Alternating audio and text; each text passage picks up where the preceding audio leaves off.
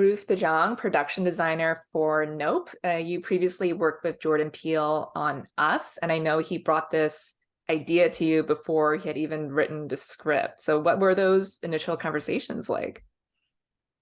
They were really fun. It was the summer of 2020. So COVID was, everyone was at home and we were all on Zoom and we were doing a lot of phone calls. He and I both have a little one. So we were, after bedtime, it was like we could have several hours uninterrupted, which was nice. And it was fun to just let the idea marinate, percolate, and he was kind of, ferociously writing. And anytime you have that sort of lead time, it allows, in terms of my job, it just makes a much, richer, denser, it just all the information I'm getting out of Jordan, whether or not that even ended up in the script, it ends up on the screen very subtly, character traits and their worlds and this and that. So it was so great to have that that lead time way ahead of even getting into production with, full crews and that sort of thing. And I'm sure it's probably also, I mean, at that point you're in lockdown. Like, it's fun to think about, like, oh, once we get back to work, it's like this dream and a goal, right? Yeah. And it was interesting. We did an experiment because we were in full lockdown, but then I think around September, October, I started coming into the office, Monkey Paws offices, and I took over the whole garage. I turned it into a mini art department, and Jordan. So we were obviously, following all the protocols and masking, but there's no one in the office. So it was just Ian, Cooper, myself, Jordan, David, co-producer, and we were able to just get so much done with no phones ringing, interruption. It was great. Yeah. So how fleshed out, I mean, I'm assuming he was working through the concept as you guys were talking, but how fleshed out was it from the beginning? Like, did you know right away that there was going to be a theme park?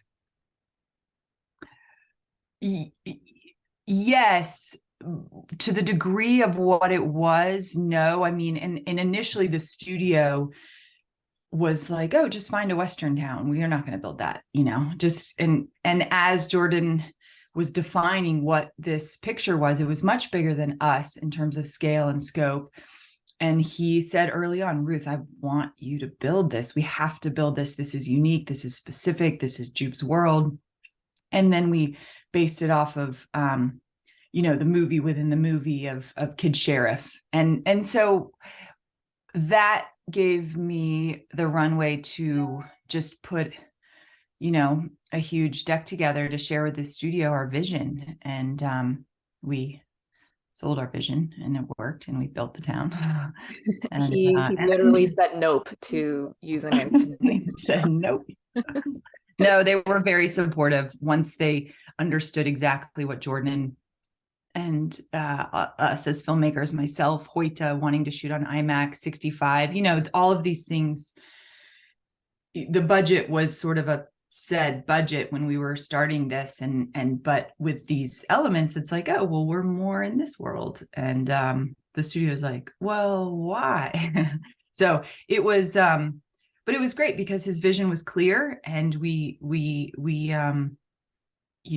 Donna was very receptive, and it was, obviously we went off and did our thing. And I think had it been where we found a Western town, I just don't know that it would have been as powerful to character wise. I mean, we ended up building,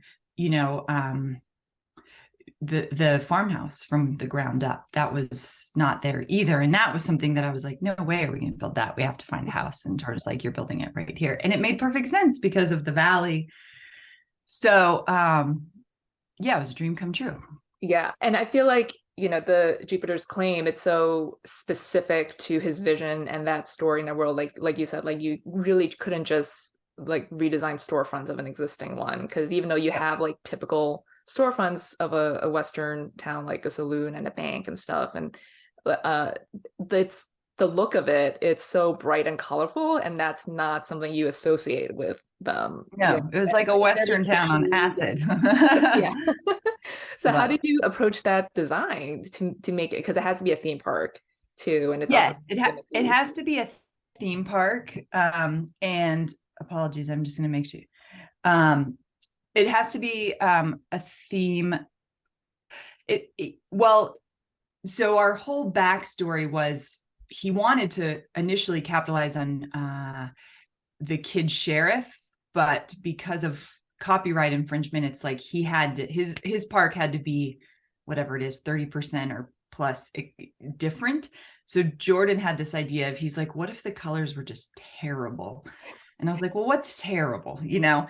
But I think what he was trying to say is, what if it just felt, we wanted the whole thing to just feel very askew and off and sort of, but yet similar to like Knott's Berry Farm, where you're like, of course this thing is here. And we almost wanted to sell the audience as though it's always been here. And they're like, wait, Jupiter's Claim, why don't, you know, we wanted to ground it as much as possible, but yet have it just have a twist outside of the idea of kind of a throwback Western town. I mean, I was studying Bonanza, that old Western that built the whole town and shot up in the Sierras, and just tons of old TV shows and different things that were based in Western towns. And it was fun to then take that and then just turn it to be entirely ours. And it ended up working. I mean, the colors, and it was so we built, all the buildings were 3/4 scale, and the doors were like barely six.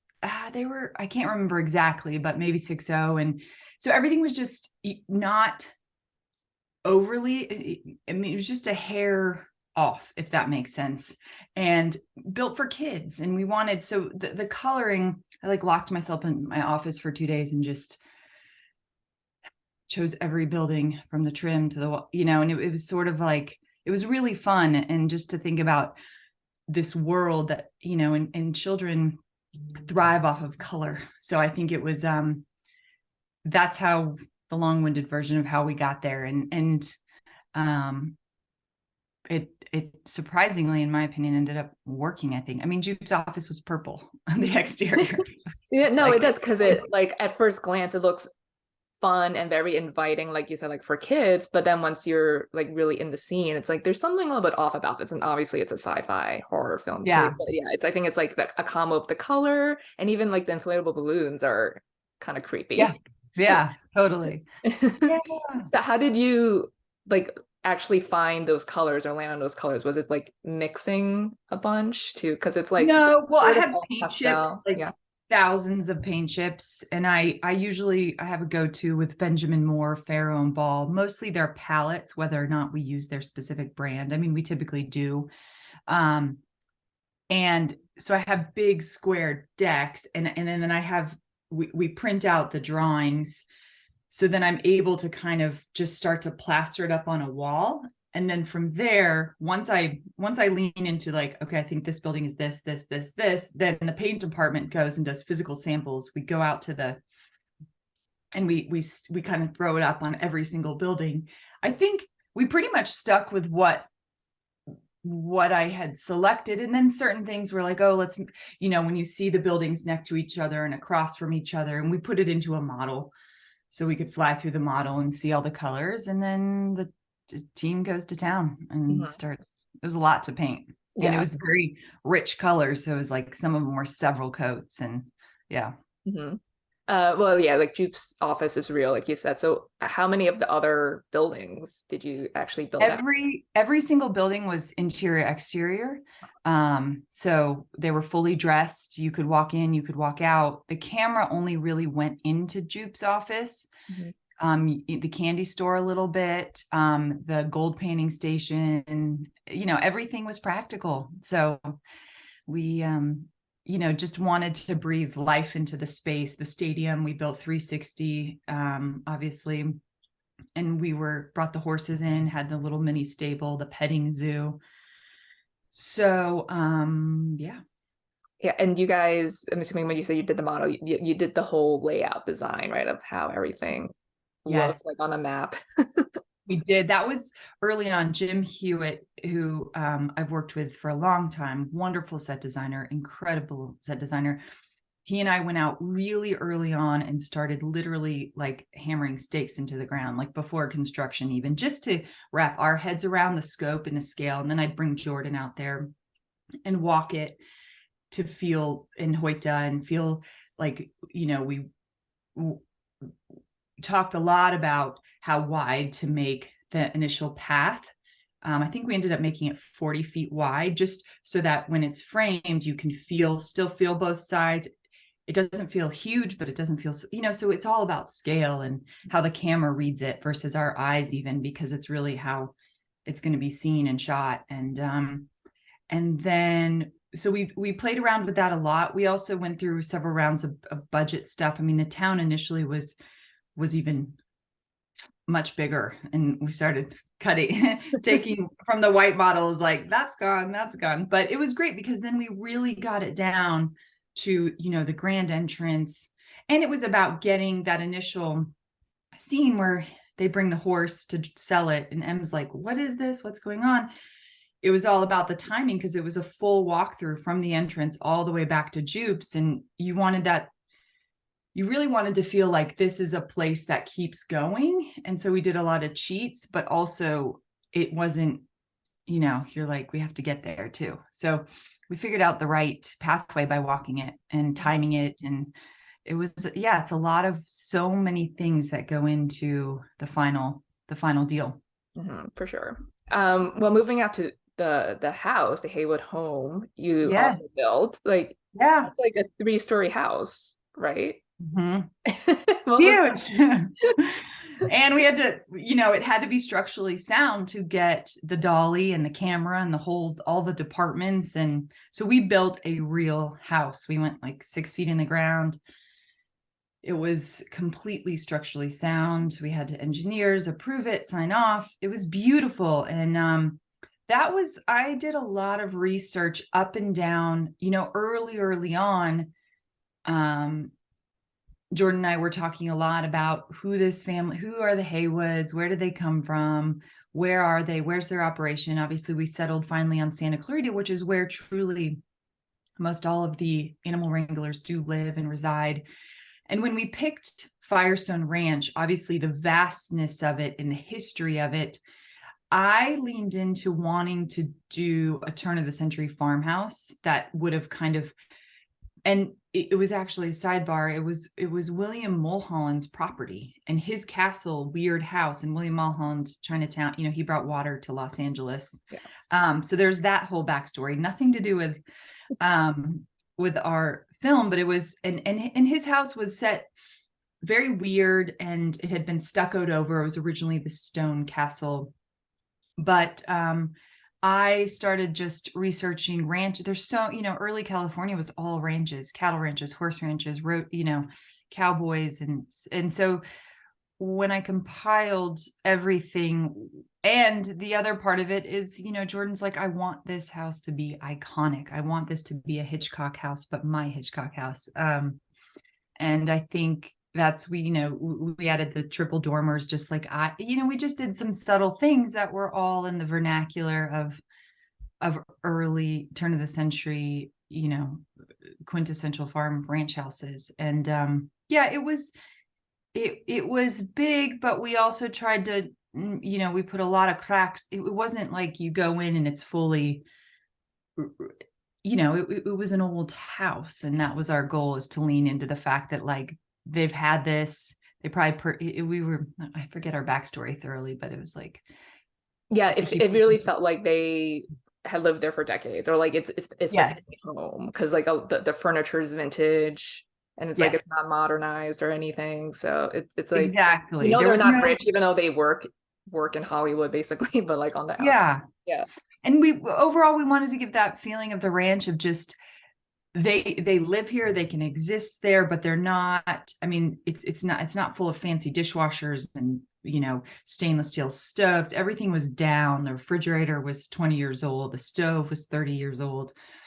And really, it was, the stables were in fine condition, clean, painted, but nothing was, it wasn't you know, a multimillionaire's like equestrian Right. situation. It was a working ranch, and they did fine. And I think Jordan went with the storyline that he probably bought it in the 70s, and back then that was so far out of LA, and it wasn't. So anyways, that's sort of, we wanted to ground it as much as possible and not be too extreme, but we also wanted this house to be its own character, as the bulk of the film is in and around the house. And then obviously with the entity, Yeah, basically. the third act Yeah. battle. Yeah. So it was, we wanted that thing to have a presence. And, at first it was like, oh, let's build a 1-story house, but a 1-story house, you don't get that scale when you're in the valley looking back. It would just sort of be Yeah, this it needs ranch. to be grand, and I think like the color choice of white is great too, in contrast with the desert, like Yeah. the starkness. Yeah. Yeah. So Well, one location you did have to scout was Fry's Electronics, yes. an iconic California institution that went out of business last year because of COVID. And I know that you were like in contact with them, and then you got the news that they were closing, and then there was talk of you just building a generic store, but then you pushed back on that, right? I did. You've done your research. Yeah, I mean, we initially, Fry's was just, it's a staple and it's so iconic, and there's so many reasons why it made sense, for Jordan to use this store and the nostalgia of it, the history of it. And we had no idea it was closing. I saw it in the paper. It was November 4th. And I called our producer. I was like, Bob, he's like, I just saw, your Apple News. It's like these things are popping up. It's like, Fry's is closing all location. And I'm like, what? Because we had been speaking with them, and they didn't know we were 100% going to film there. So I think they didn't really think to say, well, and I'm sure it was internally how to roll out that news. And then Jordan was thinking, well, when the film comes out, that won't make sense. Fry's won't be open. And I said, but it doesn't matter, because we technically are filming when it is open or was open, or, and he's like, no, let's just do a generic. And we sat on that for a few weeks. And then I was like, we can't, like, and they owned the Burbank store. Several others, they would lease or rent the properties, and they were letting go of those leases. But we got in touch with Randy Fry, the owner. He lives up in San Francisco, and his son was managing the Burbank store, who was awesome, so wonderful. We just said, look, we are going to film this in June. This was right November. Is there any way you can leave all of your collection, those fantastic fixtures? And he just had created all, he had artisans create all the, have you been to the Burbank store? No, I've never been to a Fry's, sadly. Okay. I So only know it from the movie. the octopus, and each Fry's had its own theme around, the one in the valley and so on. But And this has a spaceship, so it's like, yeah, and this has a spaceship. So which initially Jordan had me design a like 1960s Cadillac convertible that we were gonna in VFX, because it was like too on the nose. But then he ended up keeping the spaceship, so it was perfect. But long story short, they worked with us, and it was wonderful, because I think at the end of the day, that's, it'll forever be. I think they were very excited. We put Randy was in the movie, and his wife, and it was just a fun homage, I think. And the we had the van, and it was a nice way to sort of memorialize, I think, Fry's. yeah, And like they went out with a bang they in a did. They big did. movie. So Yeah. so you're the one who said nope to this. Yes, I did. We're not going to build this one from the ground up. So Yeah. well, lastly, Jupiter's Claim is now at Universal Studios. It They moved the is. whole Yeah. thing there. Like, what is it like having one of your designs at a theme park, a real theme park? That was kind of neat how that whole thing came around. I mean, having built the whole town from the ground up, Ian Cooper, Jordan's creative director and producer at Monkey Paw, and for all of their projects, we were just like, what are we going to do with this thing? It's like it's It's bad when like that they break down sets, right? Like it's like you don't know where it's going, or like it's going to it storage. normally goes in the trash. Well, there's like fold and hold where they'll say, you know, let's wait 6 months, get the whole thing edited, see if we need any reshoots, that sort of thing. So we actually did leave the house standing for like 6 months, and the house is in the trash, sadly. So much work went into that, all that vintage wallpaper. But and then the town, it took a long, it was a long planning process, but Ian and I just really got behind the idea. I mean, Jordan was ecstatic and was just like, yeah, I want.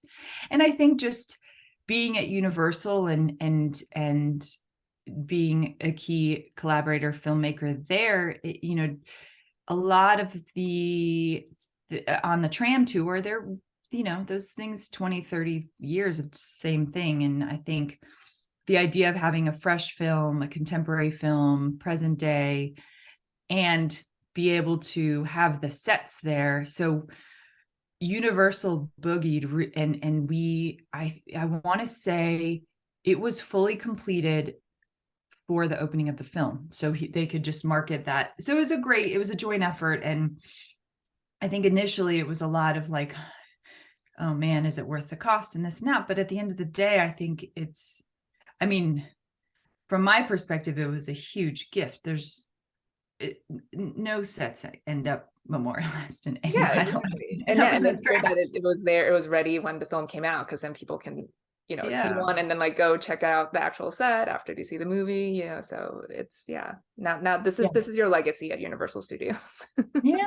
So I think it meant so much to Jordan, myself, Ian. I mean, it was just, it's awesome. I don't, you know, it's a privilege. It's beautiful. It's very cool. And it's fun to forever, you know, it's not often you can say, oh, well, you can go see him. You can go walk through it. You can go experience, you can go feel it. So it's pretty neat, but yeah. It's awesome. Well, Ruth, it was great speaking with you. Thanks so much for your time, and congratulations again on. Thank you. It was a No. pleasure, and wishing you happy holidays. And thanks so much.